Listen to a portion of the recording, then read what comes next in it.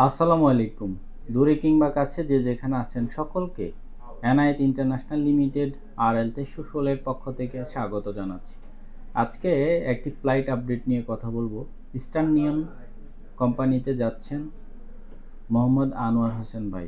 আনোয়ার হোসেন ভাই আসছেন আমাদের সৌদি প্রবাসী মঈনুদ্দিন ভাইয়ের মাধ্যমে এবং জলিল ভাই তত্ত্বাবধানে। ওনারা হচ্ছে আমাদের ইউটিউব ভিডিওগুলো দেখেন, দেন হচ্ছে ওনারা উৎসাহিত হয়ে ওনারা দুইজন লোক পাঠিয়েছেন। আজকে একজনের ফ্লাইট হচ্ছে, বাকিটুকু হচ্ছে আমরা মোহাম্মদ আনোয়ার হোসেন ভাইয়ের কাছ থেকে জানবো। Eastern নিয়নের flight. জি, আসসালামু আলাইকুম ভাই। আসসালামু আলাইকুম। নাও একটু ধরো, তুমি তোমার পরিচয় দাও, তুমি কোথা থেকে আসছো এবং আমরা বাকিটুকু তুমি বলো। আমার নাম মোহাম্মদ আনোয়ার। আমি নোয়াখালী থেকে আসছি। মঈন ভাইয়ের উদ্দেশ্যে আমি যাচ্ছি ইস্টার্ন নিয়োগ কোম্পানি থেকে।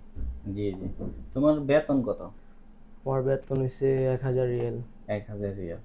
আর হচ্ছে কোম্পানির নাম কি? ইস্টার্ন নিয়োগ।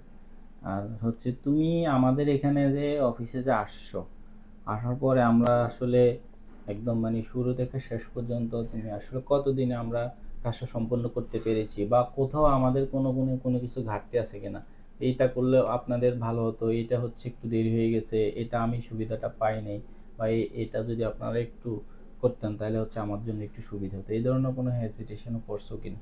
জি না, 1 মাস 10 দিন হয়েছে আপনাদের কাজ শেষ হতে।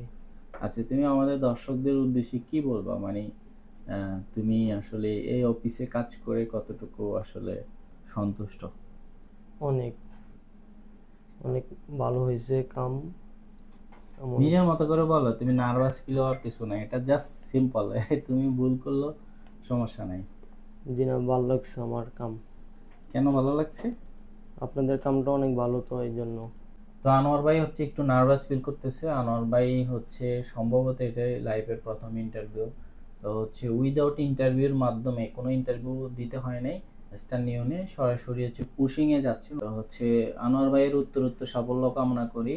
ধন্যবাদ সবাই। সবাই আনোয়ার ভাইয়ের জন্য দোয়া করবেন, আনোয়ার ভাইয়ের যাতে বিদায় যাত্রাটা সহজ হয় এবং উনি সঠিক এবং হালাল পথে ইনকাম করার আল্লাহ তাআলা সঠিক সুযোগ দান করে, এবং সেই সাথে সাথে আল্লাহ তাআলা আমাদেরকেও যাতে সঠিক লাইনে থাকবার তৌফিক দান করে।